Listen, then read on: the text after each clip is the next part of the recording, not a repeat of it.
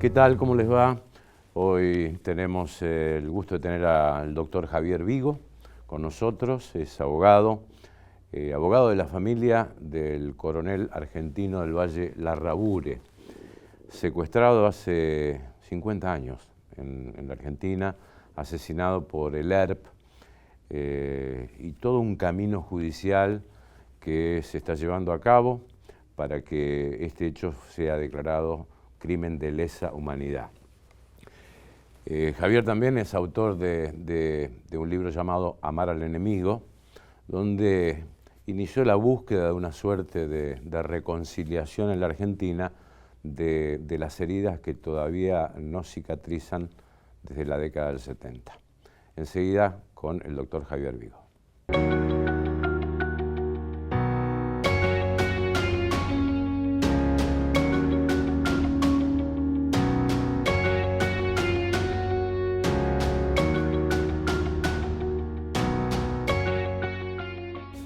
¿Qué tal, Javier? Hola, Guillermo. Bien. Gusto estar contigo. Bien, gracias. Contanos quién fue Argentino Larrabure. Argentino del Valle Larrabure fue fundamentalmente, yo diría, un héroe. Un hombre que, puesto ante la situación más dramática de su vida, no se quiebra. Era un militar, un técnico en explosivos muy importante, que fue secuestrado por el ERP y lo tuvieron 372 días en situaciones infrahumanas. Él sufría de asma. Él, según han comentado los vecinos de cautiverio, René Vicari, que fue una persona que después fue liberada, pedía a los gritos que le conectaran el extractor porque se ahogaba. Y en esa situación realmente dramática, según lo ha confesado el propio Juan Arnold Kremer, que fue el sucesor de Santucho en el ERP, ellos le propusieron a Larrabure que canjeara su libertad por la fabricación de explosivos. Y Larrabure dijo: hijo mal parido sería yo si canjeara mi libertad a ese precio. A ese precio prefiero morir. Él no quiso ni traicionar ni a su patria, ni a su ejército, ni a su Dios.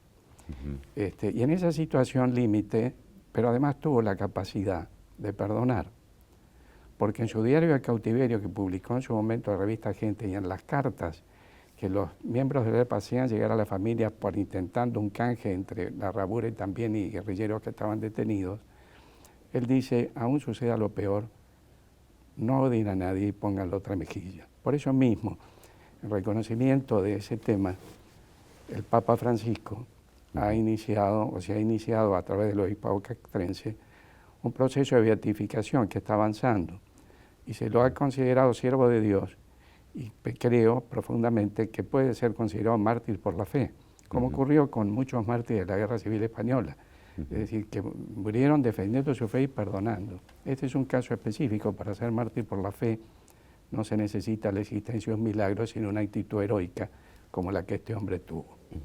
¿Y cómo muere Larrabure? Larrabure lo estrangulan. Es decir, ellos desde el lado de la izquierda intentaron sostener que se había suicidado. Nosotros en la causa, la fiscal Betiolo pidió una pericia.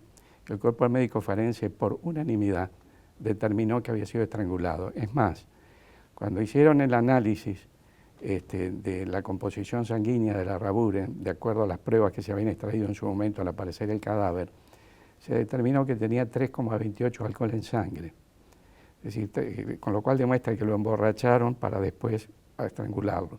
Una persona con 3,28 alcohol en sangre, vos pensás los logaritmos con los cuales nos aplican multas con 0,50, 3,28 no puedes manejar tus actos. Es imposible, estaba en coma alcohólico, es imposible que hubiera podido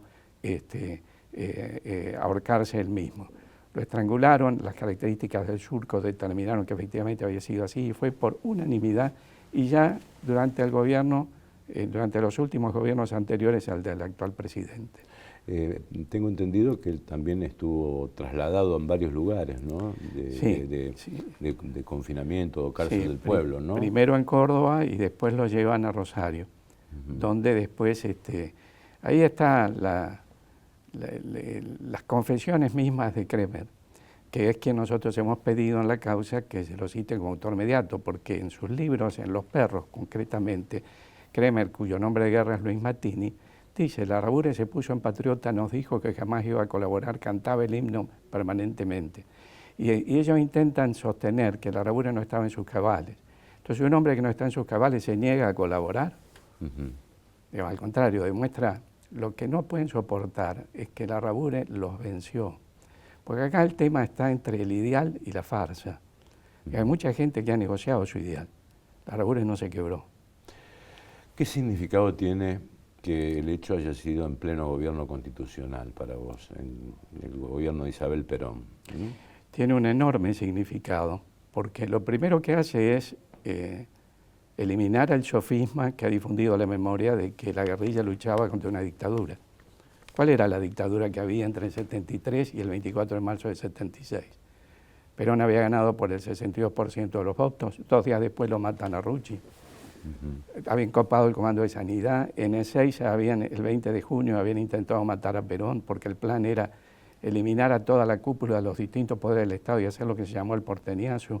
Eso ha quedado totalmente clara en la causa. Es decir, acá hubo, nosotros hemos denunciado en la causa un ataque sistemático a la población civil, que es uno de los componentes del crimen de lesa humanidad, en pos de un plan criminal. Y ese plan criminal se fue desarrollando. Comienza en la campaña electoral del 73, cuando anunciaron que iban a liberar a toda la gente que estaba detenida, y no desarmaron, Guillermo, las organizaciones armadas, que es lo lógico en cualquier proceso de reconciliación o de amnistía.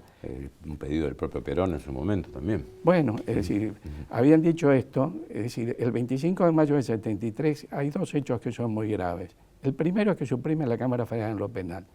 Cuando se juzga a las Fuerzas Armadas, más allá de todos los graves errores y crímenes que puedan haber cometido, se silencia que en una primera etapa, durante el gobierno de Lanuse, se había creado un organismo judicial que lo había juzgado con eficacia y respetando la ley y la vida, que fue la Cámara Federal en lo Penal. Gil Lavedra, cuando yo escribía a Mar al Enemigo, me dijo a mí, doctor, había 2.000 personas detenidas, no desaparecidas. Ese organismo legal lo suprimen el 25 de mayo del 73.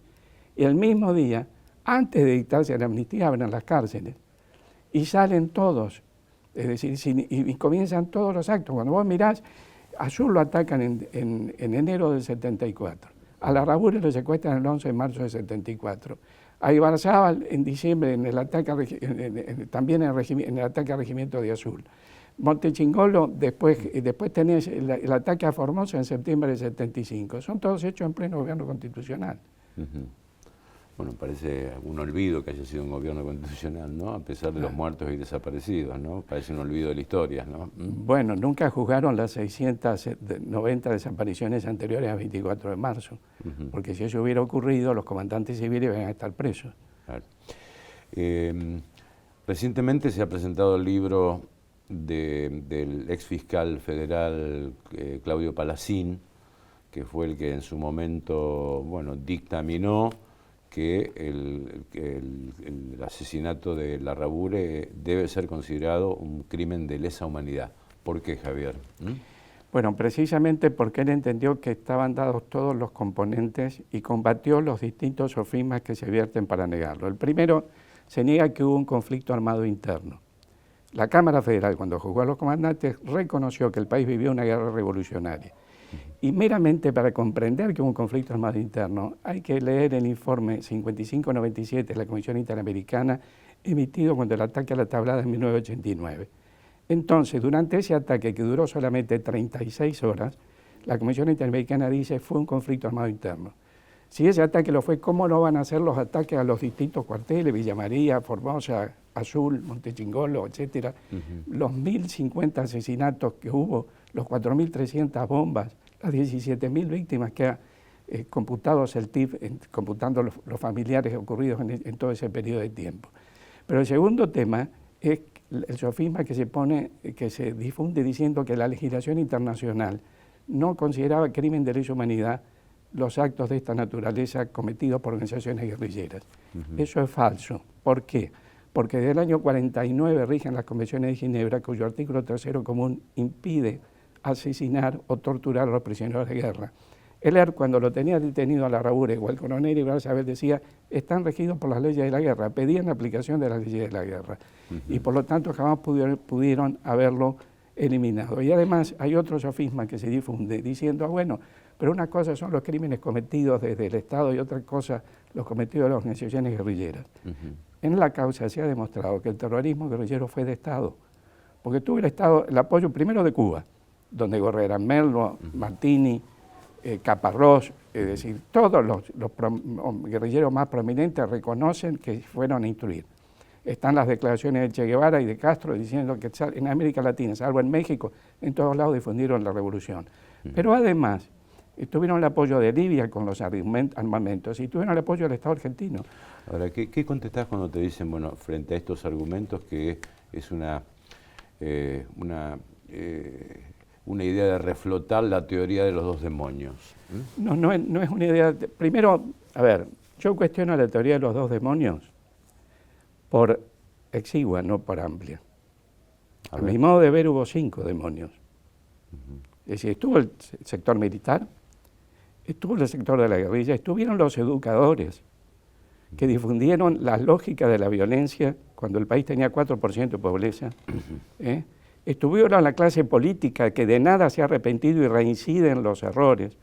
Hace poco, cuando se estaba juzgando la causa de la Rabure, emitieron un comunicado los diputados y senadores santafesinos oponiéndose.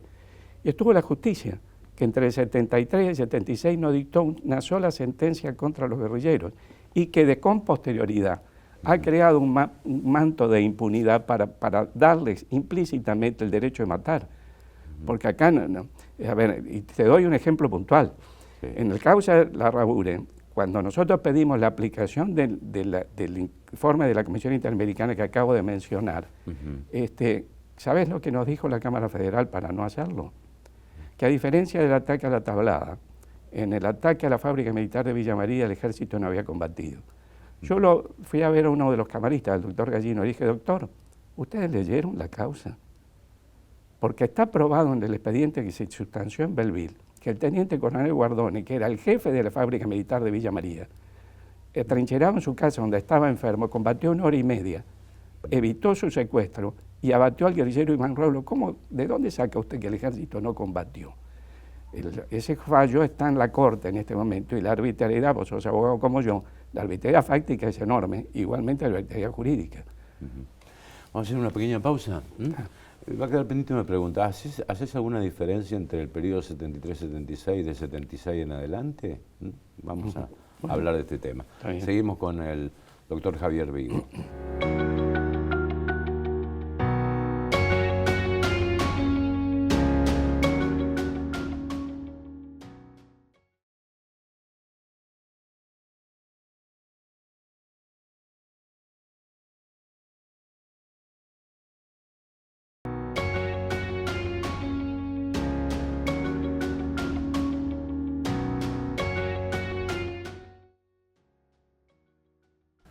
Bien, seguimos con el doctor Javier Vigo hablando de este tema, la causa La Rabure, en proceso de crimen de lesa humanidad. Después vamos a hablar de también este proceso, esta suerte de canonización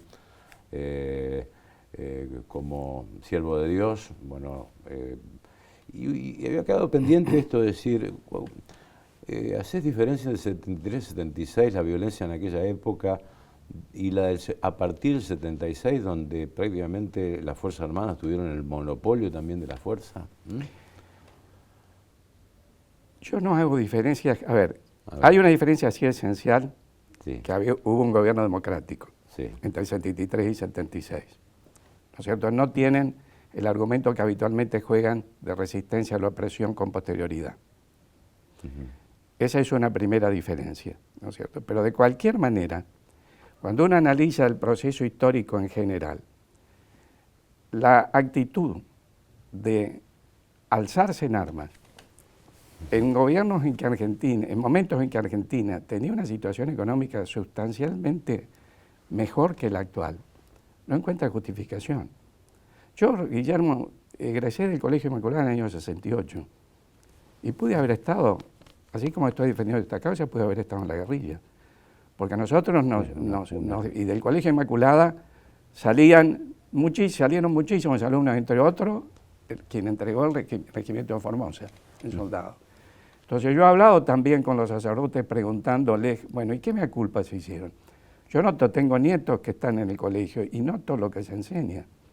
Y cuando se enseña este periodo de tiempo, es decir, se enseñan los relatos de la memoria que son parciales y se calla totalmente las otras víctimas. Las otras víctimas son los desaparecidos de la memoria pública. Entonces, si uno se centra en el respeto a la vida humana, el respeto a la vida humana tenía que respetarse entre el 73 y el 76 y desde el 76 en adelante.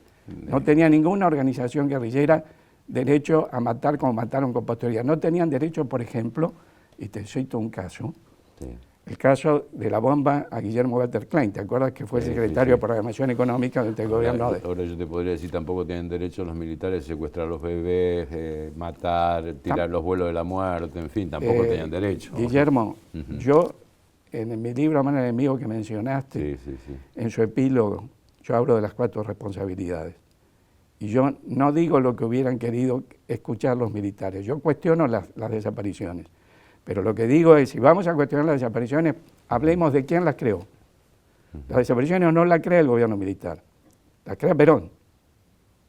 Está en el mismo libro de Bonazo, acá se necesita un somatén. Cuando Perón, después del ataque azul, reúne con las cámaras a los 8 diputados que le cuestionaban las leyes, la reforma del Código Penal, Perón les dice, si no me votan la ley, quiero una fuerza por izquierda y lo liquido en una semana porque no estamos acá de monigotes. En su carta, el Regimiento Azul habla de aniquilar uno a uno por el bien de la República. Después se habló semánticamente, dijo Luder que era eleccional. Pero la verdad histórica es que hubo 600 desapariciones anteriores. ¿Sabés lo que dijo la CONADEP en relación a eso? Que eran casos pilotos. ¿Casos pilotos? 600. Es decir, por eso renunció Favaloro a la CONADEP, porque se negaban a juzgar. Entonces, si vamos a juzgar, juguemos a todos. Yo cuestiono eso, pero cuestiono lo anterior, digamos quién la creó.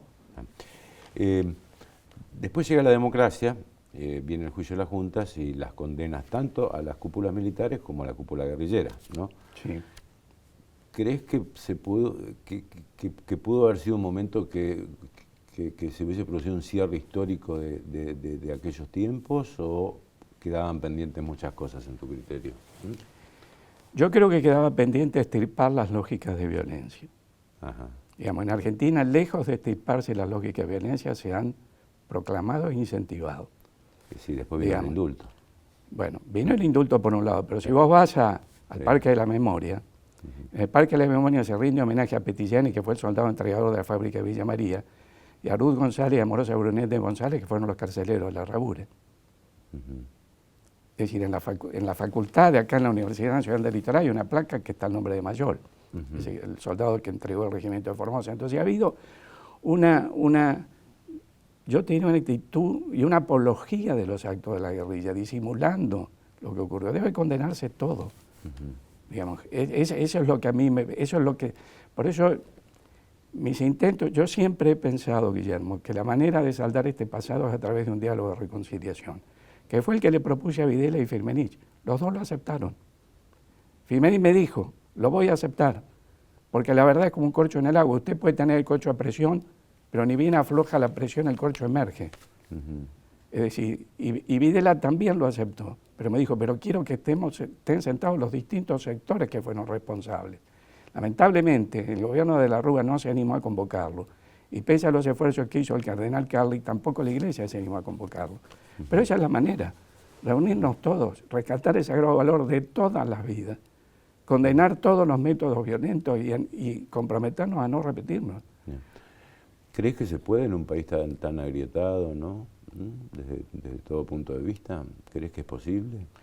Yo creo que podría ser posible, Guillermo, si la Corte Suprema de Justicia o la Comisión Interamericana en la causa Viola se expiden y la Comisión le marca al Estado argentino la responsabilidad de investigar, o la Corte Suprema de Justicia reconoce que ha habido una arbitrariedad y que el crimen de la Rabura es de lesa humanidad. Si se abrieran los otros procesos, esa instancia de reconciliación puede estar más cerca. Actualmente, ¿dónde está la causa de lesa humanidad de la Rabura? ¿En qué instancia está? Está en la Corte Suprema de Justicia, de que desde hace tiempo la tiene a resolución. Desde el 14 de octubre de 2022 pareciera que iba a salir el fallo, pero no ha salido. Es un tema realmente importante para decidir. Confío, la arbitrariedad es manifiesta por lo que conté hace un rato de no haber advertido que el ejército había combatido un ataque a la fábrica militar, y además porque la Corte, en la causa Arrillaga, aplicó ese informe 5597 de la Comisión Interamericana, pero lo aplicó para juzgar al general Arrillaga, que había defendido el regimiento de la Tablada. Entonces, lo que nosotros hemos dicho, bueno, por las circunstancias que esta vez en el banquete de los acusados, en el banquillo, esté en lugar del general Arrillaga, eventualmente o presuntamente el líder del ERP, Juan Arnold Kremer, tiene que aplicarse el mismo criterio. ¿Y cómo fue la intervención del Papa en el caso de Larrabure? La intervención del Papa fue muy buena. Se le había solicitado al Papa en su momento, también con Mavi Picón de Viola, la viuda del capitán Viola, una audiencia. En un primer momento se había convocado a que asistieran al pasamano que se hace en la plaza de San Pedro, pero se le hizo saber que así como se había recibido, ¿no es cierto?, a tanta gente del otro costado, era razonable que gente que venía sufriendo desde hace más de 40 años y que estaban en las periferias de las que suele hablar el Papa Francisco, debían ser recibidos. La verdad que su santidad la concedió a la audiencia. Lamentablemente, la había concedido durante la pandemia, se tuvo que postergar, murió Mavi Picón de Viola en intervalo, pero después lo recibió Arturo Larrabure, junto con Guevara, cuyo padre está detenido, es un militar detenido.